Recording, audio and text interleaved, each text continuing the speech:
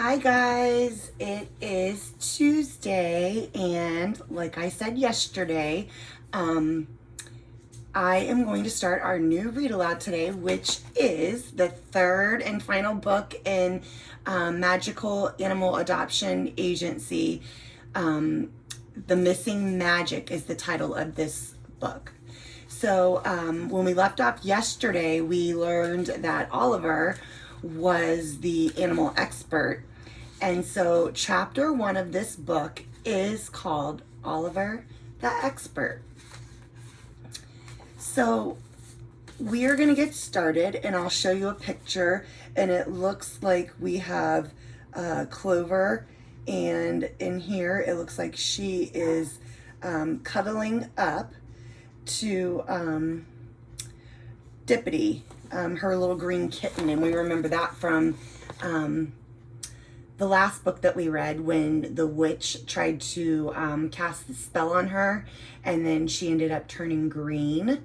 So here's Clover, and we see that she's holding Dippity. So it says, sweet things are for sharing, picture postcards, cozy cuddles, cupcakes so fluffy they float. Over the summer, Clover had shared all of these. Postcards with her friend Emma, who was away at pony camp, cuddles with Dippity, her green kitten, and cupcakes at a picnic with leprechauns, giants, and a ghost. But the sweetest thing in Clover's life couldn't be shared with anyone. Well, anyone non-magical, that is.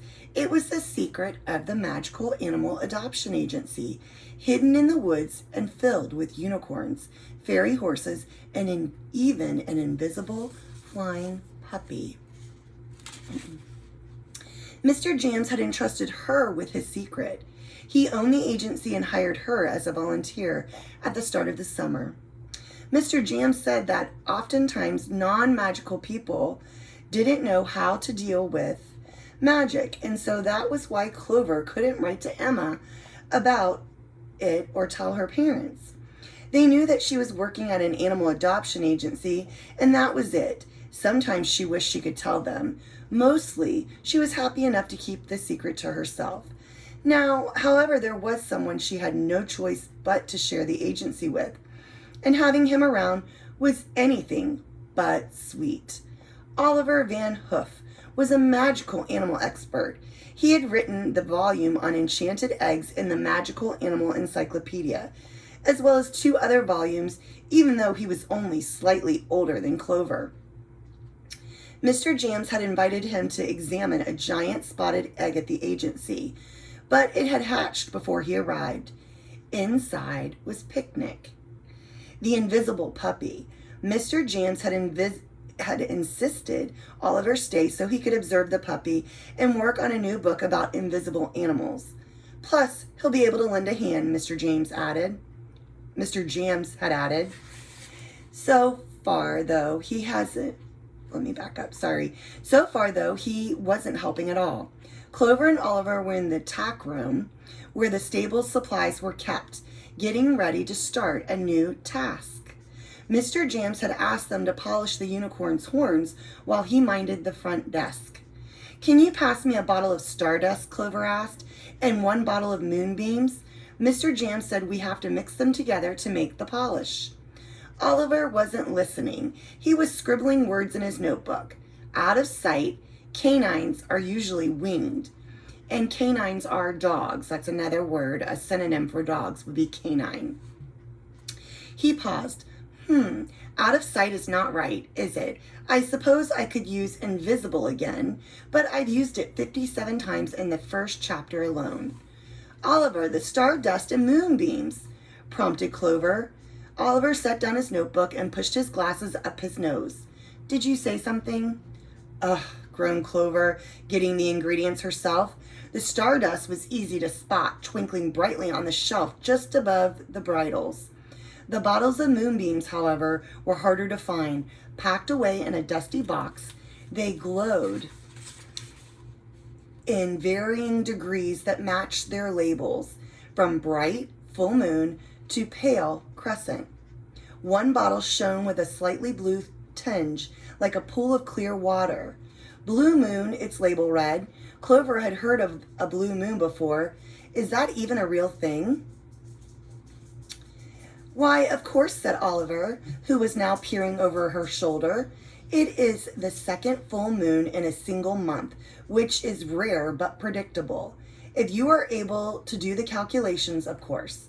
Oh, said Clover. She wondered how the beams were collected.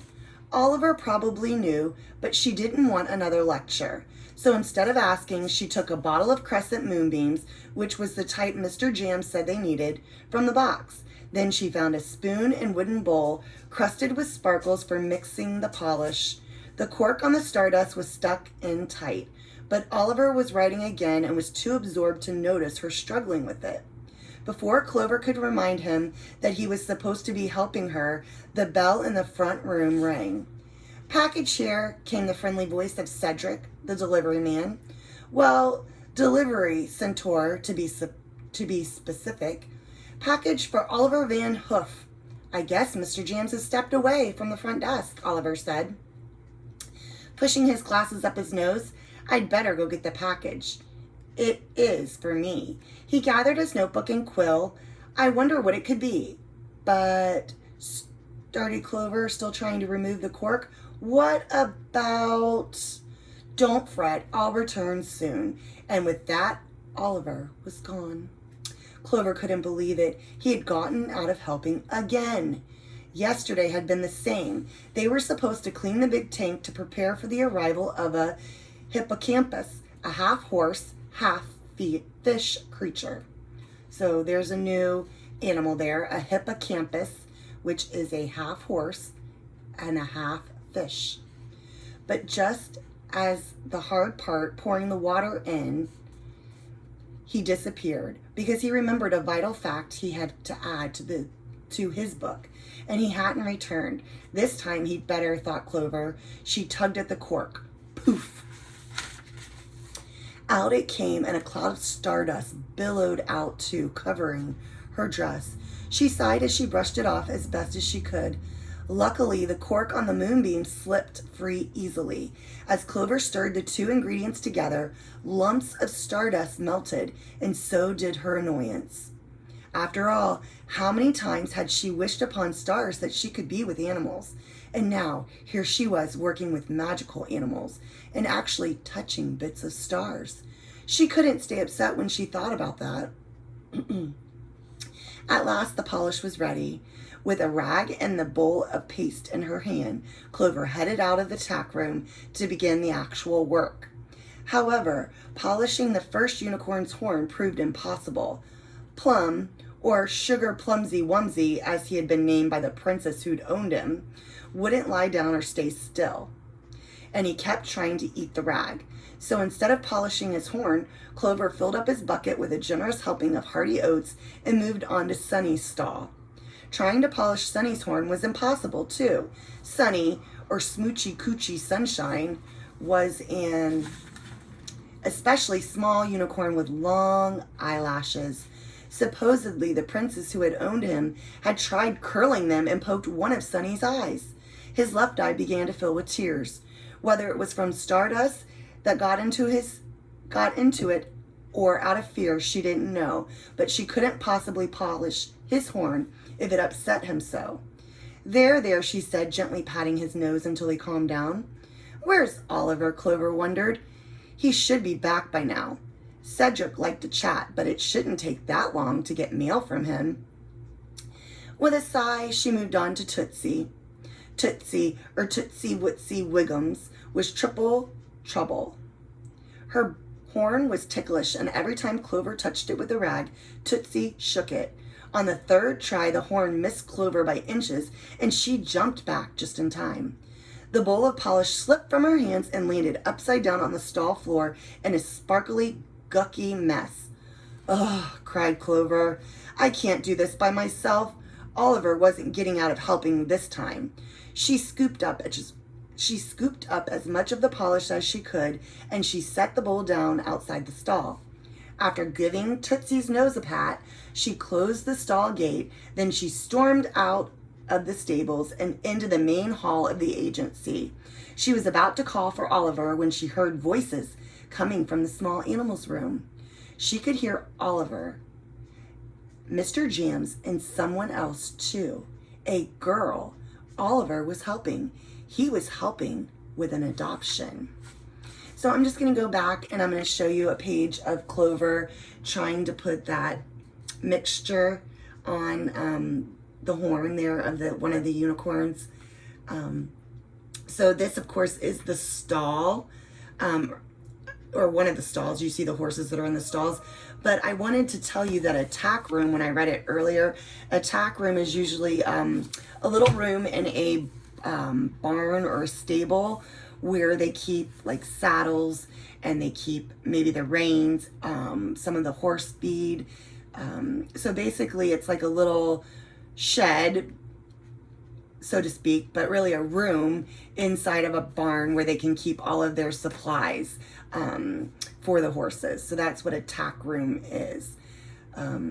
So that was the first chapter from our new book, which again is The Missing Magic. So I want you to just think about the chapter. I'm going to read chapter 2 on Thursday. And then I mentioned before that on Friday, you're going to be able to illustrate your favorite part of this book, number 3, so far. And if you don't want to illustrate or draw the picture, because I know some of you aren't artists, you can just upload a audio file where you just tell me about your favorite part, just like we were in the classroom and we're having that conversation back and forth about things that happen in the book. So you can do that if you don't want to illustrate the picture. So I hope you've had a good 2 days so far this week. And as I mentioned before, if you have any questions or you need help with an assignment, you can always email me through Teams or through Canvas, through school email. Most of your parents have my phone number, so they can text me. I just want to make sure that each of you are not getting yourself stressed out or worried about an assignment.